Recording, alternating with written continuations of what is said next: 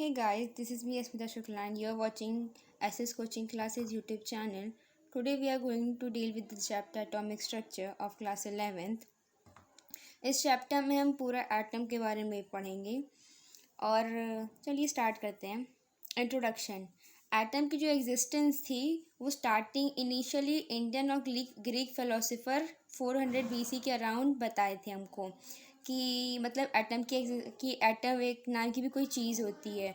और क्या कहा था उन्होंने कि atom are the fundamental building block of the matter, कि जो एटम होती है किसी भी मैटर की फंडामेंटल बिल्डिंग ब्लॉक होती है। मीन जैसे घर बनते हैं तो उसकी सबसे स्मॉलेस्ट यूनिट एक ईंट होती है, उसी हिसाब से कि मैटर कोई है उसकी सबसे स्मॉलेस्ट जो भी कॉन्स्टिट्यूएंट पार्टिकल होंगे उसको एटम कहा जाएगा। अब एटम एक ग्रीक वर्ड एटोमियो से बना हुआ मतलब डिराइव किया गया है, जिसकी मीनिंग होती है अनकटेबल और नॉन डिविजिबल, जिसको हम कट नहीं कर सकते और जो डिविजिबल नहीं हो सकती है। अब जो ये सारी जो आइडियाज़ थे वो एक स्पेकुलेशंस थे। स्पेकुलेशंस मीन्स मतलब उस टाइम अब 400 BC के अराउंड तो टेक्नोलॉजी थी नहीं, इतनी नहीं ही थी, ना के बराबर ही। और फिर मतलब कि कोई जब एक्सपेरिमेंट हुआ ही नहीं, बस इन्होंने क्या सब हाइपोथेटिकली बताया। मीन्स अपने नेकेड आइज या फिजिकली ऑब्जर्वेशन के हिसाब से ये सब बताया। तो हम स्पेकुलेशन या पोस्टुलेट कहते हैं। जैसे डेल्टा एटॉमिक थ्योरी एक पोस्टुलेट कहते हैं ना, कि पोस्टुलेट 1 पोस्टुलेट 2 ऐसा। तो वो क्या था, एक्सपेरिमेंट बेस्ड तो नहीं था, वो बस खाली एक अपने ऑब्जर्वेशन से बताए थे। तो वही वो चीज़ है। तो ये जो थ्योरी थी वो काफ़ी लंबे टाइम तक ऐसे ही ये बनी रही कि atom are the fundamental building block of the matter. 19th century तक ये यही सब लोग इसको मानते थे। अब what is everything made up of, हर एक चीज़ किससे बनी है? एक क्विक आंसर रहता है हमारा कि एटम से हर एक चीज़ बनी हुई है। तो वाई सो मच डाइवर्सिटी? अब इतनी डाइवर्सिटी तो अब क्यों है जब हर एक चीज़ एटम से ही बनी हुई है? अब देखो ना, ये NaFeAu, सोडियम, आयरन, गोल्ड, ये सब मेटल ही तो है, पर जब वाटर से रिएक्ट करते हैं तो अलग अलग कैरेक्टरिस्टिक शो होती है। जब सोडियम वाटर से रिएक्ट होता है तो बर्न हो जाता है, Fe वाटर से रिएक्ट होता है तो रस्ट हो जाती है, जंग लग जाती है, और Au जब वाटर से रिएक्ट होता है तो कोई रिएक्शन नहीं होता। इतनी डाइवर्सिटी क्यों? तो ये हमें जानेंगे। So the next topic is Dalton atomic theory. अब इनकी थ्योरी क्या थी? अब जहाँ पे सब रिलीजियस इनके टाइम के जो भी फिलोसफर साइंटिस्ट या जो भी कहें हम, जो भी थे वो सब रिलीजियस बातें करते थे। तो डाल्टन ने उन रिलीजियस बातों से हट करके कुछ एक साइंटिफिक चीज़ें बताई हमको। एक बहुत बड़ी बात होती है, जो भी इन्होंने पोस्टुलेट बताए आधे तो गलत ही थे, पर एक वो बहुत बड़ी बात होती है कि ये बाकी साइंटिस्ट के लिए एक पाथ भी। James Chadwick, J Thomson, Plucker, जो भी थ्योरीज अपनी दी, अगर इन्होंने ये सभी पोस्टुलेट्स देख के कोई पाथ ना बनाया होता तो शायद वो इतना कुछ ना बता पाते। तो देखते हैं इनके कुछ गलत और सही थ्योरी क्या थी।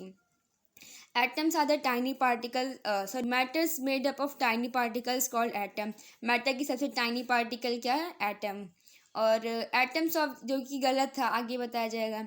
Atoms of same element are same but of different element are different, ये भी गलत थी कि सेम एलिमेंट के एटम सेम होते हैं, क्या मतलब कैरेक्टरिस्टिक्स वगैरह वगैरह, इन सब केमिकल प्रॉपर्टीज़ फिजिकल प्रॉपर्टीज़ में, और डिफरेंट एलिमेंट के जो एटम होते हैं वो अलग होते हैं। ये भी गलत हो गया था आगे चल के।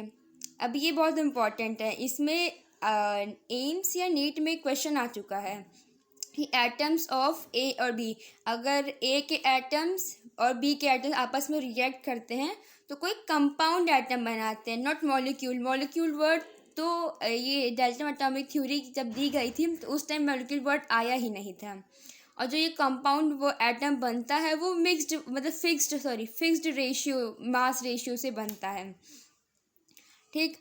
नेक्स्ट है atom is the smallest particle which takes part in the chemical reaction. अब जो भी केमिकल रिएक्शन थी उसकी स्मॉलेस्ट पार्ट मतलब क्या होगा? वो एटम है। और अगला क्या? Atom can't be created. अब एटम को हम क्रिएट नहीं कर सकते हैं, atom can neither be created not be destroyed, उनको ना क्रिएट कर सकते हैं ना ही डिस्ट्रॉय कर सकते हैं. अब atom get rearrange not change in the chemical reaction. Atom जब केमिकल रिएक्शन पार्टिसिपेट करती तो चेंज नहीं होती, खाली रीअरेंज होती है. अब हम जैसे सिंपल सा रिएक्शन ले लें, C+O2 टेंस टू CO2. अब इसमें देखिए कार्बन कार्बन तो कार्बन ही रहा ना, बस वो रीअरेंज हो गया, ऑक्सीजन के साथ मिल गया. ऑक्सीजन तो ऑक्सीजन ही रहा ना, बस रीअरेंज हो गया और कार्बन के साथ मिल गया. तो ये थी डाल्टन एटॉमिक थ्योरी.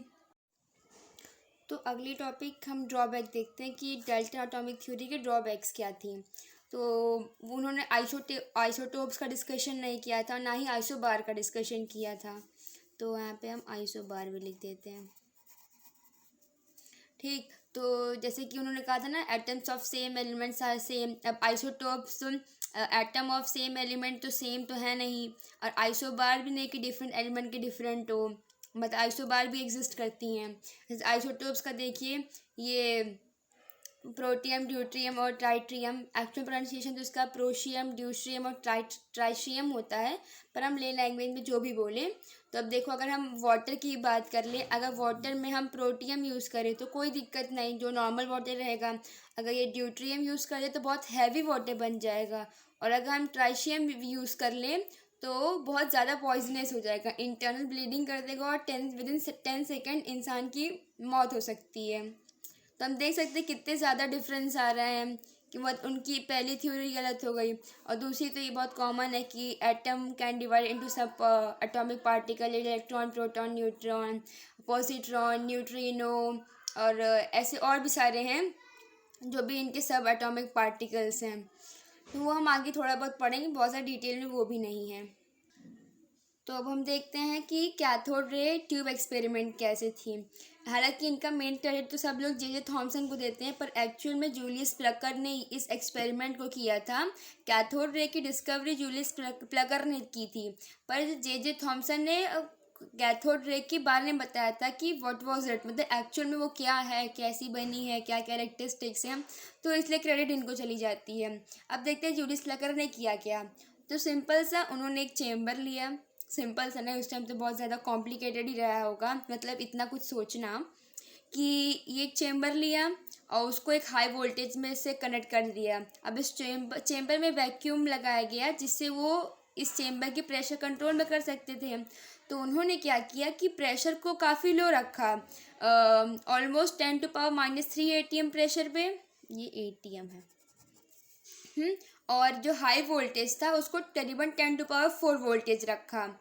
अब इससे और उसके बाद क्या किया, जब इलेक्ट्रिसिटी पास कराई, तो जब इलेक्ट्रिसिटी पास कराई और इस कैथोड रे तक इलेक्ट्रिसिटी, मतलब यहाँ पे आई इलेक्ट्रिसिटी, तो ये हीट अप हुआ. तो यहाँ से क्या किया, तो फिर जो यहाँ पे गैस के मॉलिक्यूल्स थे उनको वो आयनाइज, जो यहाँ से इलेक्ट्रॉन रिलीज हुआ और गैस के मॉलिक्यूल से टकराया. तो जो इलेक्ट्रॉन यहाँ से रिलीज हुआ, उनके मतलब उनकी इतनी ज़्यादा एनर्जी थी, तो जो जिस गैस के मॉलिक्यूल से वो टकराए उनके भी इलेक्ट्रॉन लेकर के वो आगे फ्लो करने लगा, और आगे फ्लो करते करते एनोड्स की तरफ गया. अब उन्होंने क्या किया, एनोड को परफोरेटेड रखा था, मतलब बीच बीच में कुछ पोर्स किए हुए थे, ताकि यहाँ से कोई भी कुछ भी अगर यहाँ से कुछ जा रहा है तो ताकि इससे आसानी से पास आउट हो सके. और क्या किया, इस स्क्रीन के पीछे, मतलब एनोड के पीछे एक फ्लोरेसेंट मटेरियल से, सूटेबल फ्लोरेसेंट मटेरियल से कोटिंग कर दिया, जिंक सल्फाइड से. ठीक, तो यहाँ से जो भी इलेक्ट्रॉन्स जा रहे थे वो इस पोर से होते हुए इस पर हिट किए. और हम सब जानते हैं फ्लोरेसेंट मटेरियल की एक प्रॉपर्टी होती है, कुछ इस पर हिट करता है तो वो ग्लो करता है.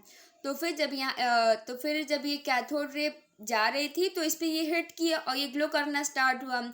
तो समझ में आया कि ये कुछ तो है कि जो यहाँ से निकल करके इस तरफ जा रहा है और इस पर हिट कर रहा है. ठीक, अब तभी स्टार्टिंग में तो ये आया कि ये लाइट है कि मतलब इलेक्ट्रॉन का पार्टिकल है. तो बाद में जब इनकी कैरेक्टरिस्टिक पढ़ेंगे तो उसमें क्लियर होता है कि ये एक्चुअल में कोई पार्टिकल से मेड बना हुआ है. तब हम देखते हैं कि अब क्वेश्चन ये आता है कि लो प्रेशर ही क्यों रखा और हाई वोल्टेज ही क्यों रखा. तो लो प्रेशर इसलिए रखा कि अब देखो यहाँ जब इलेक्ट्रॉन रिलीज हो रहे थे तो फिर गैस के मॉलिक्यूल से टकरा करके उनको भी आयनाइज कर रहे थे, मतलब आयनाइज मतलब क्या, उन पे आयन डेवलप कर रहे थे।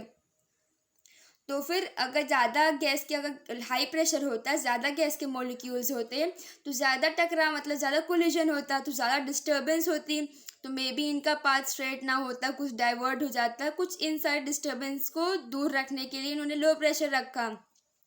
और हाई वोल्टेज क्यों रखा? अब देखो जैसे कि ये कोई एटम है, ठीक, उसका न्यूक्लियस ये और ये उसका ऑर्बिटल है और यहाँ पे इलेक्ट्रॉन रिवॉल्व कर रहा है, तो इन दोनों की ये पॉजिटिव चार्ज रहेगा, तो इन दोनों के बीच में बहुत अच्छा इलेक्ट्रोस्टैटिक फोर्स रहेगा ना। अब इसको तोड़ने के लिए हमको बहुत ज़्यादा पोटेंशियल एनर्जी चाहिए, मतलब बहुत ज़्यादा हाई एनर्जी चाहिए। तो फिर हम इस पर इतनी ज़्यादा की वोल्टेज देंगे ताकि इन दोनों की बॉन्ड टूट सके और इलेक्ट्रॉन वहाँ से रिलीज हो सके। तो इसलिए इतना वोल्टेज दिया गया ताकि यहाँ से इलेक्ट्रॉन रिलीज होकर निकल करके आसानी से यहाँ से पास आउट हो सके।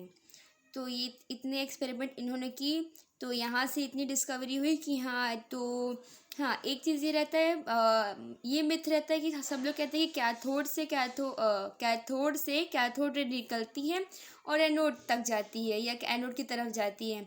ऐसा नहीं, हमेशा कहना चाहिए कैथोड साइड से कैथोड रेज निकलती है और एनोड साइड से एनोड साइड तक जाती है। ज़रूरी नहीं कि कैथोड रे यहीं से निकल रही हो, यहाँ से भी रे स्टार्ट हो सकती हैं, यहाँ से भी स्टार्ट होती हैं। होता क्या है कि जब ये इलेक्ट्रॉन यहाँ से निकला, इतनी ज़्यादा एनर्जी रहती है, बस उसको जहाँ पे गैस के मॉलिक्यूल मिल जाए और जहाँ से वो टकरा मतलब कोलिजन हो करके वो आगे बढ़ जाए, जहाँ पर वो आयनाइज कर सके गैस को, वहीं से वो रे स्टार्ट होती हैं। तो इसलिए कैथोड साइड से एनोड साइड तक जाती हैं। तो इतने एक्सपेरिमेंट के बाद डिस्कवर हुआ कि कैथोड रेज है क्योंकि वो कैथोड से निकल रही थी। अब देखो कैथोड रेज अगर अगर नेगेटिव चार्ज ट्रेवल कर रही हैं तो जिनके पॉजिटिव चार्ज होंगे, जो इनके पेयर्ड होंगे, तो वो भी तो यहाँ से वहाँ मतलब वो भी तो ट्रेवल कर रहे होंगे, पर उस टाइम वो डिस्कवर नहीं हुआ, उसकी डिस्कवरी बाद में हुई, तो हम उसको बाद में आगे पढ़ेंगे। तो अब हम कैथोड रे की मतलब कैरेक्टरिस्टिक के बारे में देखेंगे। तो सबसे पहला ये कि एक मूविंग इलेक्ट्रॉन थे कि cathode rays is made electron particles. वो स्ट्रेट लाइन में थे, कैसे पता चला? अब जो जब ये ट्रैवल कर रहे थे तो तब यहाँ पे कुछ एक ऑब्जेक्ट रख दिया गया, तो देखा गया कि उस ऑब्जेक्ट की एक शेडो बन रही थी, तो समझ में आ गया कि ये स्ट्रेट लाइन है और नेगेटिवली चार्ज भी थी। अब ये create ionisation of gas through which they pass. अब ये क्या, गैस को आयनाइज कर देती थी। अब जैसे N2 कोई मान लो इस चेम्बर में N2 गैस भरा हो, अब उस पर कैथोड रे अगर हम मतलब N2 गैस पे कैथोड रे पास करवाएंगे तो N+ और 2 इलेक्ट्रॉन निकल जाएंगे उनके में से। अब जैसे हाइड्रोजन है तो उसमें भी कैथोड रे अगर पास करवा देंगे तो इतनी ज़्यादा एनर्जी रहती है कि इनके इलेक्ट्रॉन वो लेकर के आगे निकल जाते हैं। मतलब ये पोलराइजेशन होता है, इस प्रोसेस को पोलराइजेशन करते हैं, पर इसको डीप में हम केमिकल बॉन्डिंग चैप्टर में पढ़ेंगे, तो इतना ज़्यादा डीप पे जाने की ज़रूरत नहीं है अभी, आगे तो आएगा ही। ठीक, अब ये क्या करते हैं, ऑब्जेक्ट को हीट कर देते हैं। अब जैसे कैथोड रे पास कर रही है, बीच में कोई ऑब्जेक्ट रख दे तो जो कैथोड रे काइनेटिक अब मूव कर रही है तो कोई तो काइनेटिक एनर्जी होगी ही इसके पास, तो जो भी इसकी काइनेटिक एनर्जी होती है वो उस ऑब्जेक्ट पे ट्रांसफर कर देती है, तो इसलिए तो इसलिए वो ऑब्जेक्ट हीट हो जाता है। अगली अब ये इसके क्या कुछ चार्ज भी है इलेक्ट्रॉन के, कुछ मास भी हैं, वो आगे हम पढ़ेंगे, वो जैसे थॉमसन ने कैसे उसको किया था वो भी हम आगे पढ़ेंगे। अभी एक बहुत मज़ेदार इसकी कैरेक्टरिस्टिक है कि जब कैथोड रे को किसी मेटेलिक टारगेट या मेटेलिक प्लेट है, उसको हम मेटेलिक टारगेट कहते हैं, उस पर अगर हिट कराते हैं तो इससे एक्स रेज निकलती हैं। ये चीज़ मोजले ने देखा मतलब नोटिस किया था, पर कैथोड की एक कैरेक्टरिस्टिक है, तो हम देखते हैं इसमें कि जब भी कैथोड रेज को एक मेटेलिक सरफेस पे हिट कराएंगे तो उससे एक एक्स रेज निकलती हैं। अब अगला क्या, it produces scintillation on the photographic plate. अब स्किंटिलेशन और ग्लो एक सिमिलर जैसा ही है तो नहीं, पर मतलब है बेसिकली। ग्लो मीन्स क्या कि मतलब कोई चीज़ चमक रही है या मतलब उसको शाइन आ रहा है तो उसको हम ग्लो कहते हैं। अब स्किंटिलेशन क्या है, मतलब एक बहुत अलग सा चमक रहा है, जैसे कैसे दोपहर में धूप को हम नहीं देख सकते, देखते तो अलग सी चमक आती है, अपनी नेकेड आई से नहीं देख सकते ना, तो वह उसी को हम स्किंटिलेशन कहते हैं। तो ये फोटोग्राफिक प्लेट पे स्किंटिलेशन प्रोड्यूस करती है। अब इसकी एक और कैरेक्टरिस्टिक है कि it penetrate through thin metallic plate. तो क्या कहते हैं ये जो थिन मेटेलिक प्लेट होती है, जैसे मान लो ये एक पेज है, ये एक थिन मेटेलिक प्लेट हम इसको मानते हैं, तो यहाँ से कैथोड रे अगर एंटर करेगी तो पास हो जाएगी। पर थिन मेटेलिक प्लेट जितनी ये पेज थिन होगी, जितना हम मतलब इमेजिन कर रहे हैं उससे कहीं ज़्यादा थिन होनी चाहिए, तब जाके ये थिन मेटेलिक प्लेट से ये पास थ्रू होगी। और अगली कैरेक्टरिस्टिक क्या है, ये it is independent of gas. मतलब अब हमने देखा ना कि कुछ भी हो कि इलेक्ट्रॉन ही निकल रहे हैं ना, जैसे मान लो कि इसमें हम O2 गैस भरे होते हैं तो क्या होता कि इलेक्ट्रॉन इससे रिलीज होती और O2 पॉजिटिव इसका कैटायन बन जाता। अगर N2 गैस होता तो क्या होता, इलेक्ट्रॉन इससे रिलीज होती और N2 कैटायन बन जाता। तो हम देख रहे इलेक्ट्रॉन तो सेम ही है ना, बदल क्या रहा है, कैटायन। तो मतलब कैथोड में तो कोई डिस्टर्बेंस नहीं आनी चाहिए गैस को लेकर के। हाँ, कैनाल रेज जो एनोड से निकल रही उसमें भले आए तो उसमें हम आगे देखेंगे कि इसमें उसमें क्या डिस्टर्बेंस होंगी। तो अगला प्रॉपर्टी है कि स्पेसिफिक चार्ज, मतलब इसको हम E/m को स्पेसिफिक चार्ज टर्म बोला जाता है कि चार्ज टू मास रेशियो क्या होता है। तो 1.76 इंटू 10⁸ कोलम पर ग्राम हमेशा कांस्टेंट होता है फॉर कैथोड रेज ओनली। हाँ, एनोड के लिए बदल सकते हैं क्योंकि उसमें गैस वेरी करता है ना, कि अलग गैस हो तो अलग प्रॉपर्टी, ऐसा कुछ। ये हम आगे पढ़ेंगे इसकी डिस्कवरी कैसी हुई। अगला है according to Einstein theory of relativity mass of electron is in motion is, ये है ठीक। रिलेटिविटी क्या, E=mc² वाला ही ठीक। तो m डैश मीन्स मतलब जैसे कि किसी मूविंग ऑब्जेक्ट की मास ठीक, तो उसका क्या है, रेस्ट मास ऑफ इलेक्ट्रॉन। अभी हम इलेक्ट्रॉन की बात करें इसलिए खाली इलेक्ट्रॉन ले रहे हैं, अपॉन √1/c² होता है। अब यहाँ पे m डैश तो बताया मैंने, किसी मूविंग ऑब्जेक्ट की मास ले रहे हैं। अब हम यहाँ पे इलेक्ट्रॉन को कंसिडरेशन में लिए हैं तो ये मूविंग इलेक्ट्रॉन की मास की बात हो रही है। अब ये यहाँ पे u किसको डिनोट करता है, वेलोसिटी ऑफ इलेक्ट्रॉन, जो भी इलेक्ट्रॉन की वेलोसिटी होगी, और c हम जानते हैं वेलोसिटी ऑफ लाइट होगी। तो ऐसे हम जब भी इलेक्ट्रॉन मूव कर रहे हैं तो उसकी मास हम निकाल सकते हैं।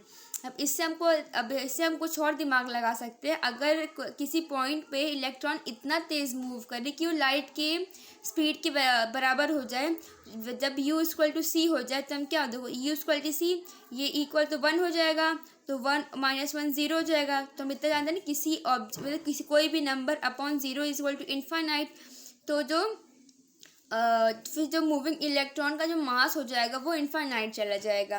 हालांकि मतलब इस टॉपिक पे थोड़ा सा ब्रीफ में discussion work power energy physics में किया गया है, बहुत ज़्यादा नहीं, थोड़ा ही है, तो वो आगे हम देख लेंगे। अब हम अगली कैरेक्टरिस्टिक देखते हैं, जब इलेक्ट्रिक फील्ड का कोई रोल लेके आते हैं।